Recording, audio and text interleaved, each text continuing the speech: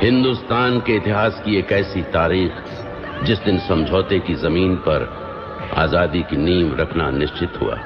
कांग्रेस, मुस्लिम league और Lord Mountbatten के बीच वॉयसरॉय house में बंटवारे के दस्तावेजों पर दस्तखत हुए और हिंदुस्तान दो हिस्सों में बंट गया। दूसरा हिस्सा बना पाकिस्तान। समझौते में एक और शर्त रखी गई कि तबादला आबादी नहीं होगी। एक और शर्त रखी गई कि तबादला आबादी नहीं होगी, यानी कि जो मुसलमान हिंदुस्तान में रहना चाहता है वो हिंदुस्तान में रहेगा और जो हिंदू पाकिस्तान में रहना चाहता है वो पाकिस्तान में।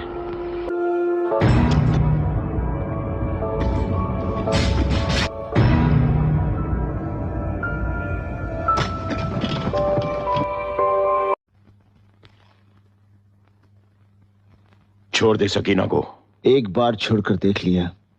सोचा था बिछड़े बाप से मिलेगी, खुशी से झूम उठेगी, लेकिन आपने तो जीते जी मार डाला इसे। बकवास बंद कर। हमारे वतन में पैर रखने की तेरी हिम्मत कैसे हुई? इतने टुकड़े करूंगा कि पहचाना नहीं जाएगा। बहुत खून बहाया था तुम लोगों ने हमारे भाइयों का। क्या तुम लोगों ने खून नहीं बहाया था हम लोगों का? मेरे माँ बाप बहनें सबको मार डाला था तुम लोगों ने, लेकिन वो एक जुनून था जो गुजर गया। आज मैं अपने प्यार को लेने आया हूं, अपने बच्चे की मां को लेने आया हूं। मैं नफरत भुला चुका हूं, आप भी भुला दीजिए। नफरत भुला दूं? वो भी तुम हिंदुस्तानियों से? अगर मेरा बस चले तो एक एक हिंदुस्तानी को, भी तुम हिंदुस्तानियों से? अगर मेरा बस चले तो एक एक हिंदुस्तानी को गोली से उड़ा दूं। किन हिंदुस्तानियों को गोली से उड़ाएंगे आप लोग? हम हिंदुस्तानियों की वजह से आप लोगों का वजूद है। दुनिया जानती है कि बंटवारे के वक्त हम लोगों ने आप लोगों को 65 करोड़ रुपए दिए थे, तब जाकर आपके सर पर तरपाल आई थी। बरसात से बचने की हैसियत नहीं और गोलीबारी की बात कर रहे हैं आप लोग। पाकिस्तान की फौज को ललकारता है। आधा कश्मीर को हमने हासिल कर लिया है। एक दिन पूरा हिंदुस्तान हमारा होगा। खबरदार!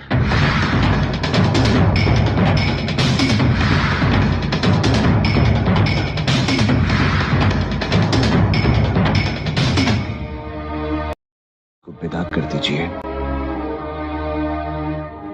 इसी में सबकी भलाई है। वरना अगर आज ये जट बिगड़ गया तो रुक जाइए, खुदा के लिए रुक जाइए। अशरफ साहब, आप हैवान हो गए क्या? आप सियासी लोग हैं, कसाई नहीं। मसले को बातचीत से भी हल किया जा सकता है। कलीम, इन्हें मेहमान खाने में ले जाओ। जी। अशरफ साहब, आप मेरे साथ आइए। सरफराज साहब, आप भी आइए। चलिए आइए। काजी साहब, अगर आपने मुझे रोका नहीं होता तो खुदा कसम उस कमीने की गर्दन तो मैंने उसी वक्त काट दी होती। अशरफ साहब, गुस्सा अकल को खा जाता है। आप सियासी लोग हैं, आपकी एक छींक भी अखबार की सुर्खी बन जाती है। जरा सोचिए, अगर वो जट आपके दरवाजे पे दम तोड़ देता तो अपोजिशन के हाथ बटेर लग जाता, और फिर सकीना की जान पे भी तो बना सकती थी। आपने ठीक कहा, जब सीधी उंगली से घी निकलता है तो फिर उंगली टेढ़ी करने की क्या जरूरत?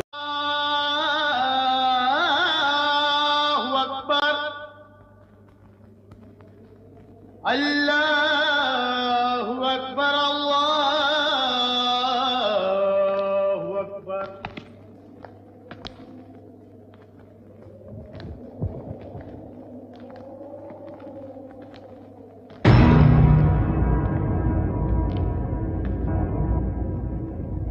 मत हो तुम तारा सिंह, जो अल्लाह ने तुम्हें अपनी पनाह में बुलाया है, तुम्हें मुसलमान बनने का मौका अता फरमाया है। तुम्हें इस्लाम कबूल है? तुम्हें इस्लाम कबूल है? हिफाजत करना। तुम्हें इस्लाम कबूल है? काशी काबा एक है राम रहीम। तुम्हें इस्लाम कबूल है या नहीं? कबूल है या नहीं? कबूल है या नहीं? कबूल है या नहीं?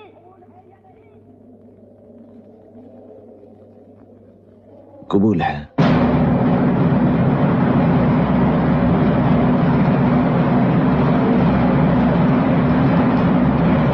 भाई माशाल्लाह, सुभान अल्लाह। आओ मस्जिद में चलकर पूरे एतमाद और एतकाद के साथ। एक मिनट काजी साहब,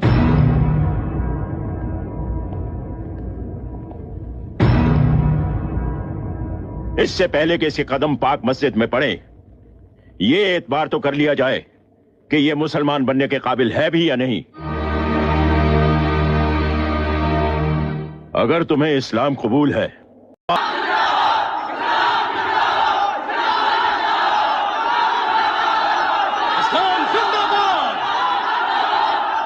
इस्लाम जिंदाबाद।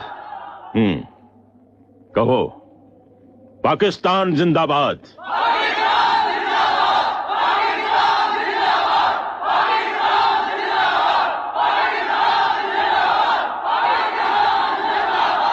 पाकिस्तान जिंदाबाद।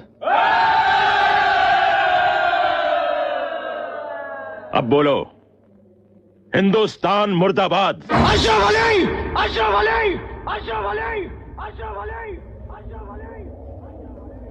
ये सियासी खेल क्यों खेल रहे हैं आप? आपका पाकिस्तान जिंदाबाद है, इसे हमें कोई इतराज नहीं, लेकिन हमारा हिंदुस्तान जिंदाबाद था, जिंदाबाद है और जिंदाबाद रहेगा। हिंदुस्तान जिंदाबाद, हिंदुस्तान, हिंदुस्तान जिंदाबाद। बकवास बंद कर। जब तक तो हिंदुस्तान मुर्दाबाद नहीं कहेगा, हमारे लोगों को कैसे यकीन होगा कि तू पक्का मुसलमान है? इस मुल्क से ज्यादा मुसलमान हिंदुस्तान में हैं।